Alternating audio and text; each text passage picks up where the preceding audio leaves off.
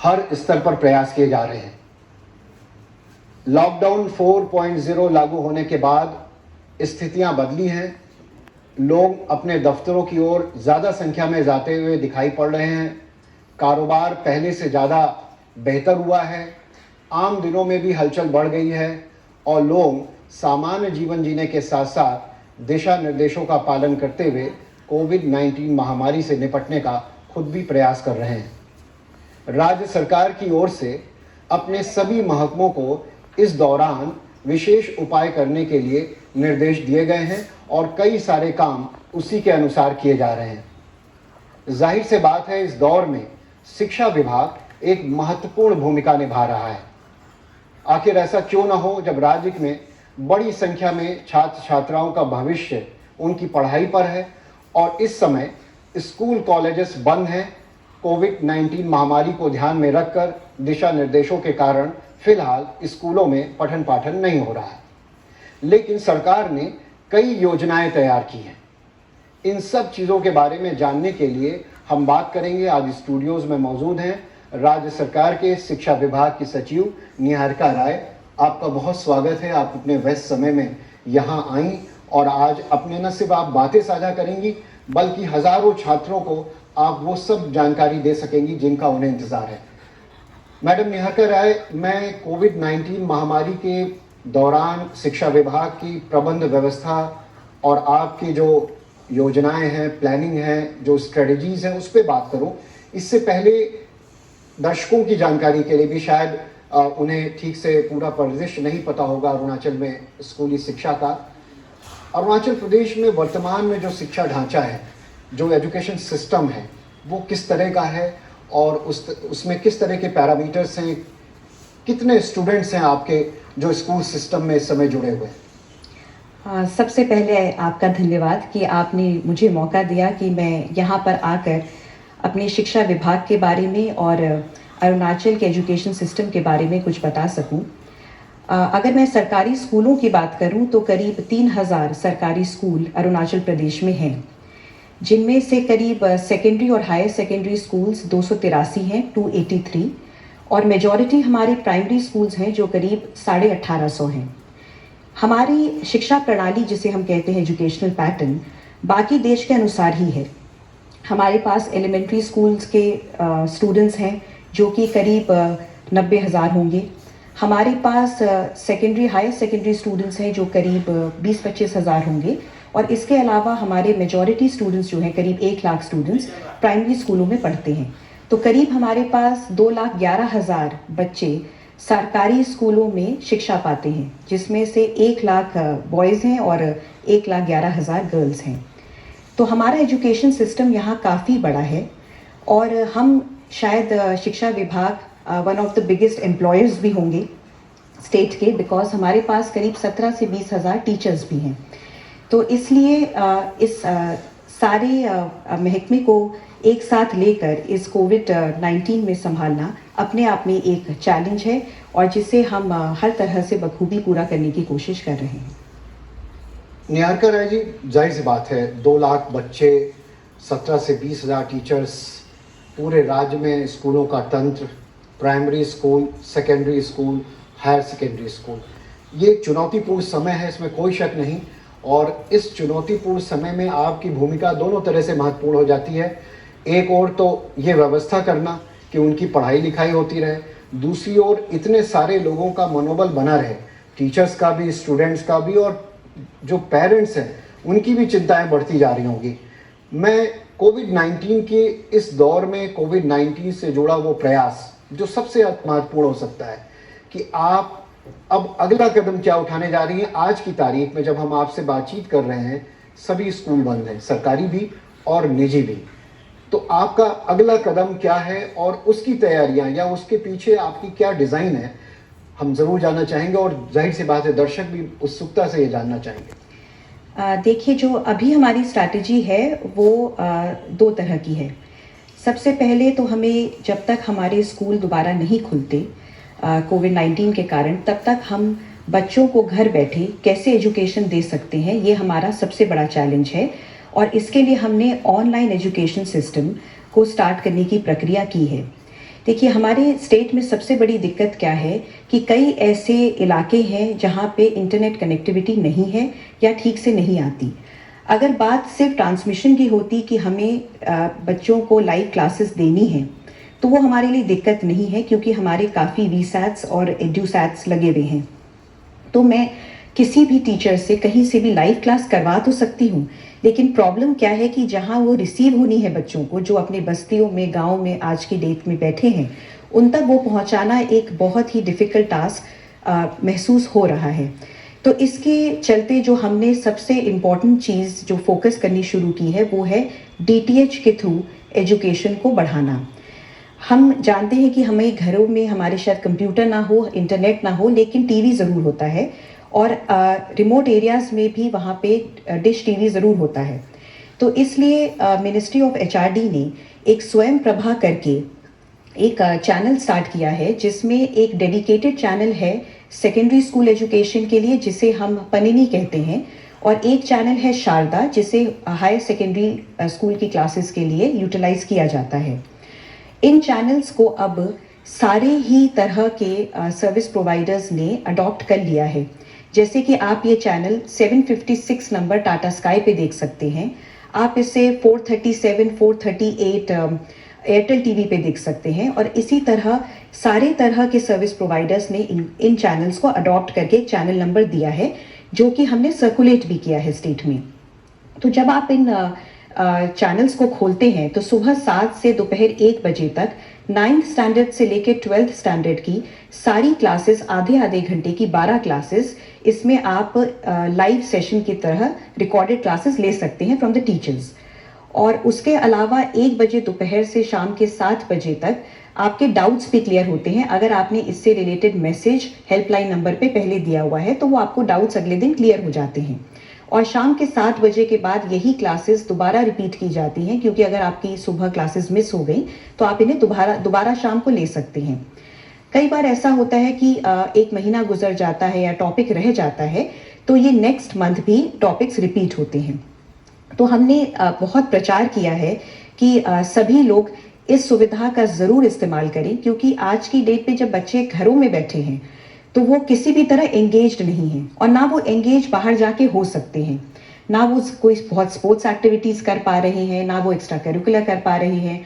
तो इस दौरान अपने एकेडमिक स्ट्रेंथ को वो बढ़ाएं, यही हमारा हर स्टूडेंट से रिक्वेस्ट भी है, हर टीचर को को भी हमारा निवेदन है कि वो अपने बच्चों को ज़रूर बोलें, पेरेंट्स अपने बच्चों को बोलें कि इन चैनल्स के थ्रू वो अपने एकेडमिक कोर्सेज को अच्छी तरह से पढ़ पाएँ और बढ़ा पाएँ।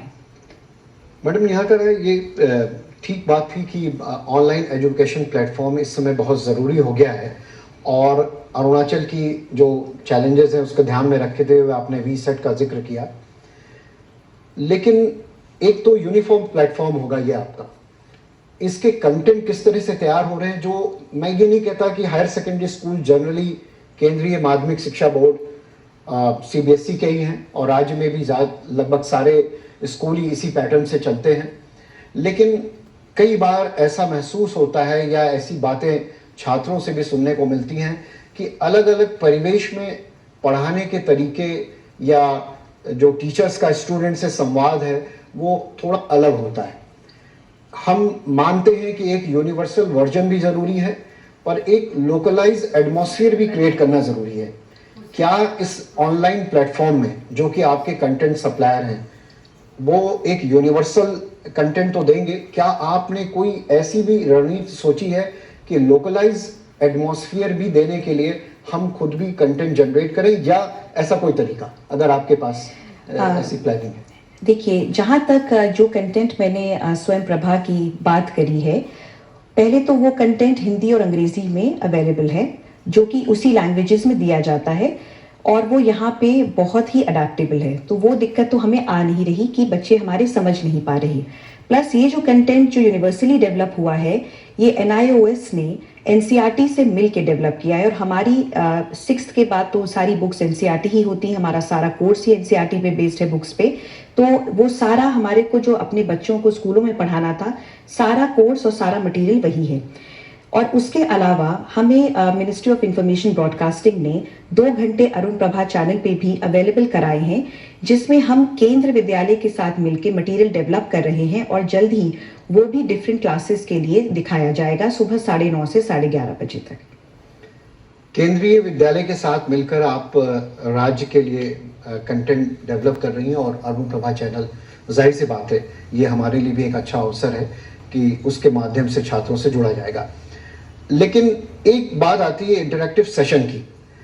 क्या अगला पड़ाव ये हो सकता है कि स्कूलों को आप सीमित अवधि के लिए खोलें और स्टैगरिंग करके आप बच्चों को बुलाएं? क्योंकि कई बार ऑनलाइन सिस्टम के बावजूद बच्चे उस अवस्था में होते हैं जब उनको लगता है मेरा टीचर सामने हो, या हम लोग परंपरागत तरीके से चूंकि टीचर और स्टूडेंट के साथ पढ़ते रहे हैं तो एक स्वभाव भी बन गया है, और अचानक कोविड ने ऐसी चुनौतियां पेश कर दी हैं कि टीचर हमारे स्क्रीन पर तो है, वर्चुअल, रियल सेंस में नहीं है। तो कई बार हो सकता है कुछ विद्यार्थी इस नए सिस्टम से अपने आप तालमेल ना बिठा पाएं, सामंजस्य ना बिठा पाएं।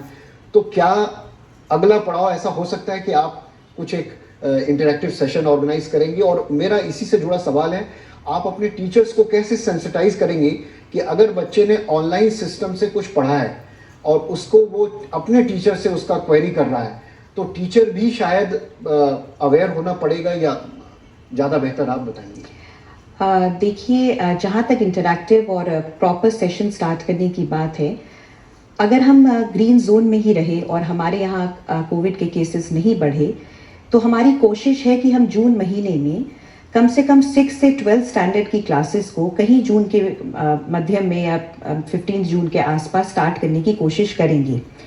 और हमने इस बात का भी ध्यान रखा है कि जब हम ये चीज़ करेंगे तो बच्चे इंश्योर करेंगे कि बच्चे मास्क पहन कर आएँ, स्कूल में सोशल डिस्टेंसिंग हो, क्योंकि अगर हम प्राइमरी स्कूल नहीं खोल रहे हैं तो हमारे पास प्राइमरी स्कूल की क्लासेस अवेलेबल होती हैं, क्लासरूम्स अवेलेबल होते हैं, तो बच्चों को शिफ्ट वाइज बुलाकर या आधे रोल नंबर के बच्चों को एक कक्षा में बिठाकर दूसरों को अलग कक्षा में बिठाकर टीचर्स को यूटिलाइज कर ज़्यादा शिफ्टों में हम कोशिश करेंगे कि हम 6 से 12 स्टैंडर्ड की क्लासेस तो जून में शुरू कर पाएँ।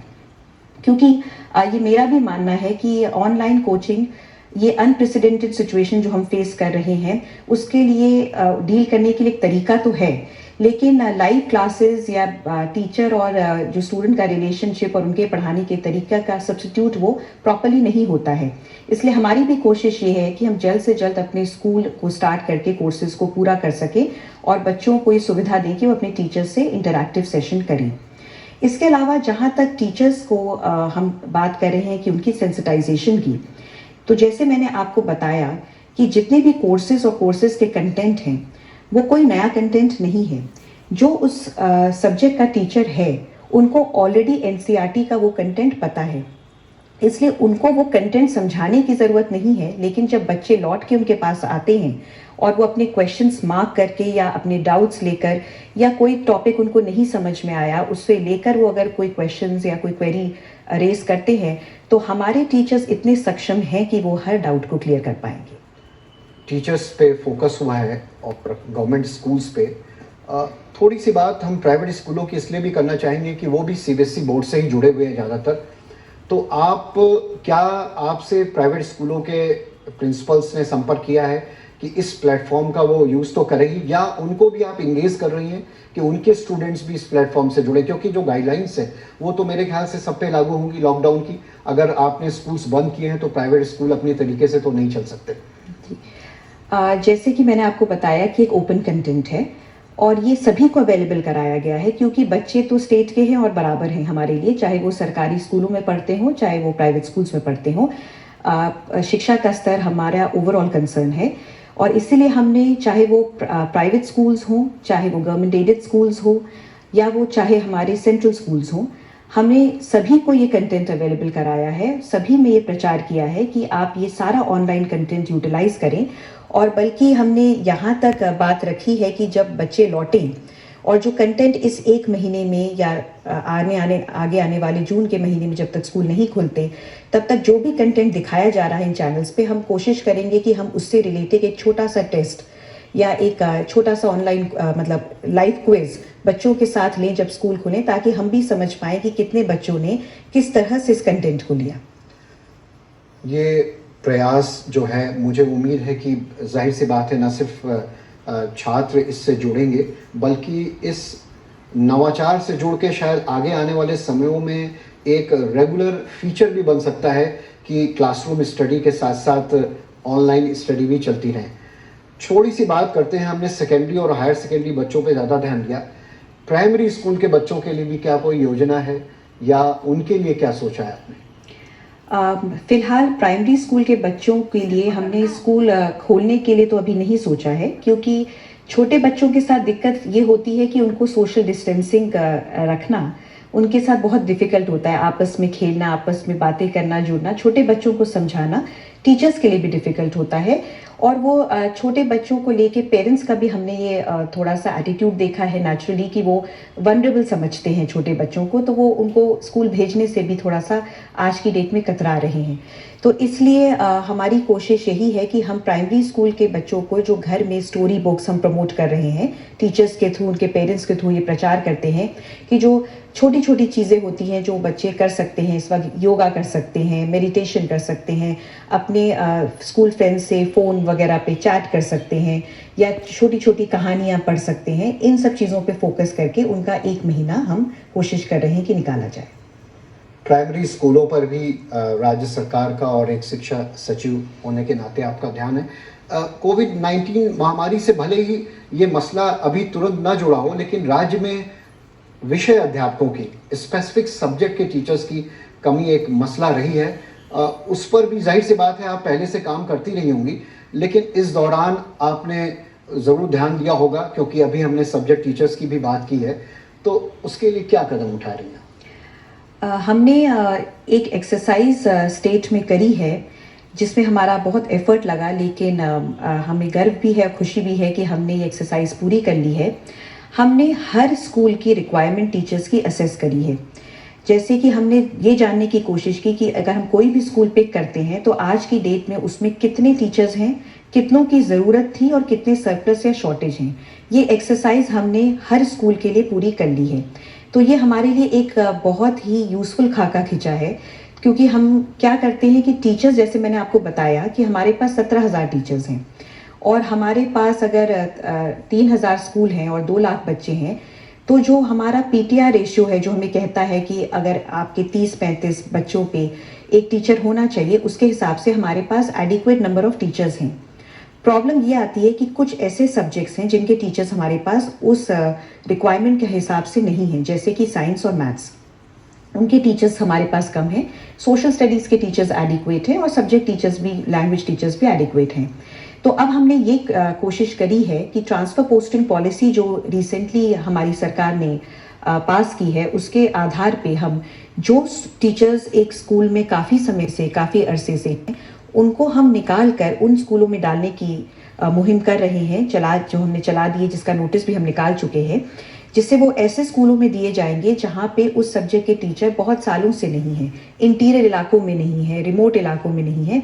वहाँ पे हम ये रैशनलाइजेशन पूरी करेंगे और टीचर्स को ऑप्टिमली यूटिलाइज करके हर सब्जेक्ट टीचर को हर स्कूल में देने की कोशिश करेंगे। क्योंकि हमारा जो एजुकेशन स्तर, जो हमेशा हम पर कहा जाता है कि रिजल्ट कम रहता है या टीचर्स अवेलेबल नहीं है, उसी चीज़ को पूरा करने के लिए हमने ये मुहिम की है। क्योंकि आइडिया ये है कि अगर सब्जेक्ट टीचर रहेगा स्कूल में तो उस बच्चे को एजुकेशन भी मिलेगी, और बच्चा चाहे स्कूल में 1 हो या 1000, टीचर की ज़रूरत तो पीटीआर नॉर्म से देनी ही पड़ती है। तो हम ये कोशिश कर रहे हैं कि हर सब्जेक्ट टीचर को स्कूल में अवेलेबल करा सकें, ताकि बच्चे को इंफॉर्मेशन लेने में और कंटेंट लेने के लिए कमी ना हो। मुझे उम्मीद है, बल्कि दर्शकों को भी जो सुन रहे होंगे उन्हें उम्मीद होगी कि आपकी ये मुहिम ज़रूर लंघाए, क्योंकि अध्यापकों की कमी बार बार एक सवाल रही है। और जिस तरह से आपने कहा कि रैशनलाइज किया है पूरी पॉलिसी को, और उसके रिजल्ट्स भी आने वाले दिनों में दिखाई पड़ेंगे। लेकिन चूंकि साइंस के सब्जेक्ट की बात की आपने, तो एक मसला ज़रूर आता है कि जो प्रयोगशालाएँ हैं, बच्चे जो साइंस के, उनके प्रैक्टिकल भी बहुत ज़रूरी हैं। क्या इस सिचुएशन में उनके लिए भी कोई स्टेप उठाया जा रहा है? वो ऑनलाइन पढ़ाई तो करते रहें, क्या लैबोरेटरी में आने के लिए उन्हें कहा जाएगा, या वो भी एक तरीका उसका भी डेवलप किया जाएगा? देखिए अभी साइंस लैब्स में बच्चों को लाने की इमीडिएट ज़रूरत इसलिए नहीं है क्योंकि ये beginning of the academic session है। तो हम 1 महीना, 1.5 महीना, 2 महीना इंतज़ार कर सकते हैं। उसके बाद इस थॉट प्रोसेस को हम लोग अंजाम देने की कोशिश करेंगे। अगर ये ऐसी नौबत आई कि हमें बहुत लंबा अरसे तक स्कूल बंद करने रखने पड़े, तब हम इस चीज़ के बारे में सोचेंगे क्योंकि ये भी एक सोशल डिस्टेंसिंग के साथ ही किया जा सकता है। तो अगर क्लासेस 6 to 12 स्टार्ट हो ही जाती हैं तो ऑनलाइन जो ये प्रैक्टिकल्स हैं ये उसका पार्ट ही है, एजुकेशन का पार्ट ही, और स्कूल्स में कराए जाएंगे।